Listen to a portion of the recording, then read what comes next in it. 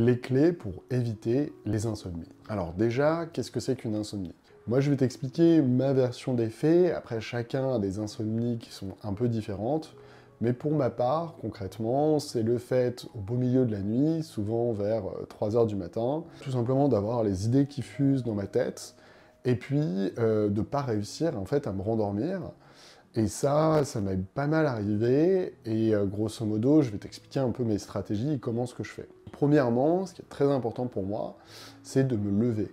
De me dire, ok, là ça fait plus de 5-10 minutes, j'arrive pas à me rendormir, et souvent je le sens parce que j'ai les idées qui fusent. Donc en fait, il y a des moments où je me réveille dans la nuit, et je sens que mon esprit est calme et apaisé, et là, concrètement, je tente le coup, mais sinon, vraiment, je me lève. Généralement, alors, c'est tout bête, mais je vais aux toilettes, comme ça, au moins, j'enlève la problématique que je me suis réveillé pour aller aux toilettes. Et ensuite, généralement, moi, ce que je fais beaucoup, c'est que je vais m'asseoir et je vais écrire dans mon journal intime. Donc, en fait, je déverse et j'écris toutes mes pensées, toutes les pensées qui parasitaient, en fait, mon sommeil, et ben, je les écris sur un bout de papier. Et ça me permet, souvent, au bout d'un quart d'heure, une demi-heure, d'un petit peu vider ma tête et m'aider, justement, à passer à autre chose. Et ensuite, troisième chose, bon, bien sûr, éviter les écrans, hein, ça c'est quand même quelque chose qui est assez basique, de ne pas lancer une série, de ne pas lancer une tâche intellectuelle. Ça, c'est quelque chose que j'avais pu faire par le passé, qui était une catastrophe.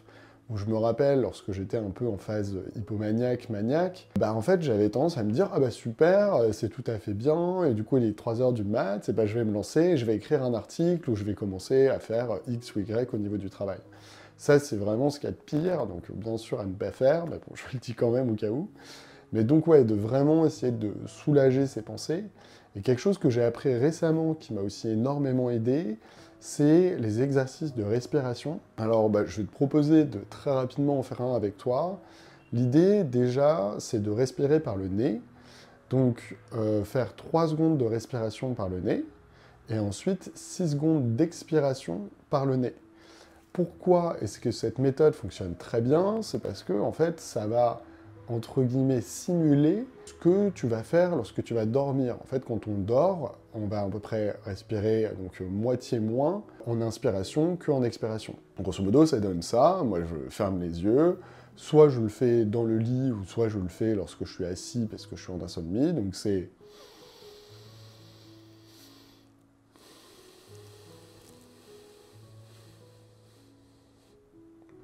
Après, tu fais un peu ce que tu veux, mais ça, souvent, ça a tendance à me faire un peu bailler, ça a tendance un peu à me poser, et ça m'aide énormément. Là, je te parle vraiment de l'insomnie. Il y a bien sûr les clés du sommeil qui sont autre chose, mais moi, ça a vraiment été... Il m'a beaucoup aidé, justement, à me stabiliser.